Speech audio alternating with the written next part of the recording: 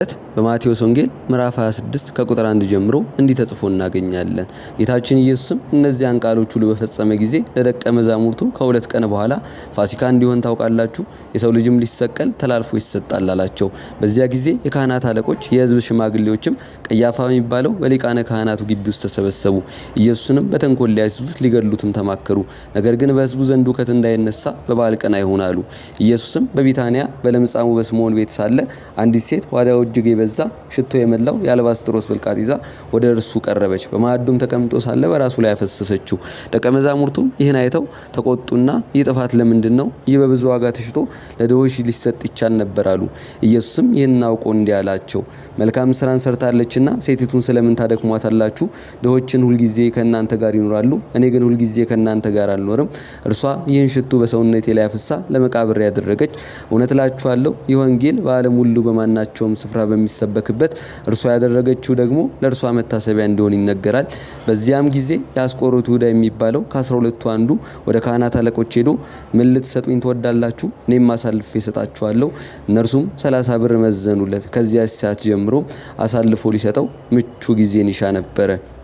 ይሁን እንጂ በዚሁ ምክራቸው ወቅት ጌታችን አምላካችን መድኃኒታችን ኢየሱስ ክርስቶስን እንዴት አድርገው እንደሚይዙት በጣም ይጨነቁ ነበር።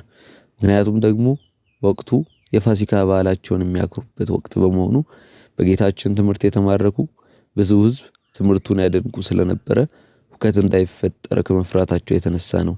በዚህም ጭንቅ ሳሉ ከደቀ መዛሙርቱ መካከል አንዱ የሆነው የአስቆሮቱ ሰው ይሁዳ በመካከላቸው ተገኝቶ ጌታችን አምላካችን መድኃኒታችን ኢየሱስ ክርስቶስን እርሱ በመሳም አሳልፎ እንደሚሰጣቸው ለዚህም ተግባሩ 30 ብር ወሮታ እንዲከፍሉት ከእነርሱ ጋር በመስማማቱና የምክራቸው ተባባሪ በመሆኑ ጭንቀታቸውን አስወግዶላቸዋል።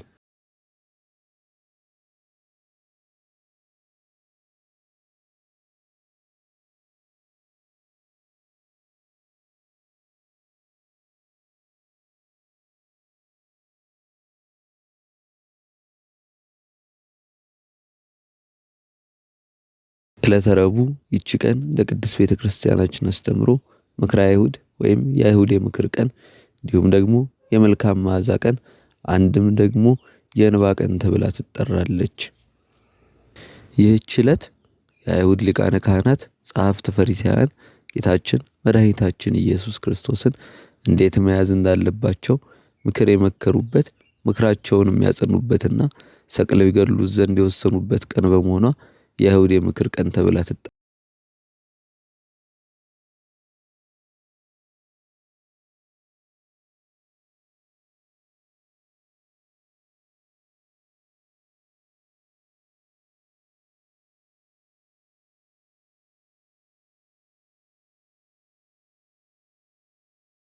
ጌታችንን አምላካችን መድኃኒታችን ኢየሱስ ክርስቶስን ለሚሸጠው አባቶቻችን ለዚህ ብዙ ምክንያትን ያነሳሉ። የመጀመሪያው ይሁዳ እጅግ የገንዘብ ፍቅር ነበረው። ይሁዳ ገንዘብን እጅግ የሚወድ ሰው ነበረ። ገንዘብን እጅግ ከመውደዱም የተነሳ የገንዘብ ፍቅር አይኑን አሳውሮት አምላኩን መምህሩን ያከበረውን ጌታችንን መድኃኒታችን ኢየሱስ ክርስቶስን ሸጦታል። ሁለተኛው የሰይጣን ተጽዕኖ ነው። ሰይጣን የይሁዳን መንፈሳዊ ደካማነት የእምነት ማጠር አይቶ በይሁዳ ልብ እንዳደረበት ይናገራል። ይሁዳ ከጌታ ጋር ቢኖርም በውስጡ ግን ጠንካራ እምነት አልነበረውም። ይህ እርሱ በቀላሉ እንዲወድቅ አድርጎታል። ሌላው 30 ብር ምንን ይወክላል?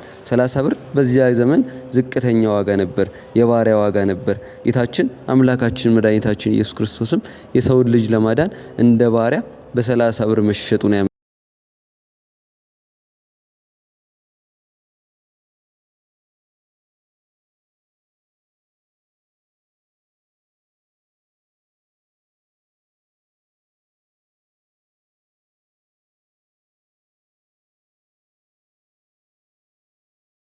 ይሁዳ ጌታችንን ለምን በ30 ብር ሸጠው ለሚለው የትርጓሜ መጽሐፍት ይህንን ሐሳብ ያነሳሉ።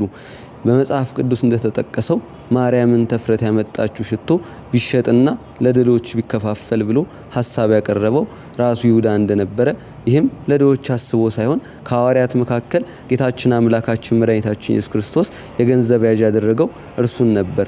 ወደ ምድዋዊ ምጽዋቱ ከሚገባውም 1/10ኛውን ይሰርቅ ነበር። ይህ ሽቱ 300 ዲናር ቢሸጥ ኖሮ 1/10ኛው 30 ብር ይደርሰው ነበር። የዚያን ዋጋ አስቦ አምላኩን መምህሩን በ30 ብር ሸጦታል። አባቶቻችን ስለ ይሁዳ ክደት ሲያስተምሩ የይሁዳ ክደቱ አምላኩን ጌታውን መሸጡ አይደለም፣ ይልቁኑ ከሸጠው በኋላ ተጸጽቶ ንስሐ ለመግባቱን ይላሉ። ለመካድማ አንተ የሕያው እግዚአብሔር ልጅ ነህ ብሎ ያመሰገነው ቅዱስ ጴጥሮስም 3 ጊዜ ክዶታል። ነገር ግን ተጸጽቶ የንስሐን እንባን አፍስሷል።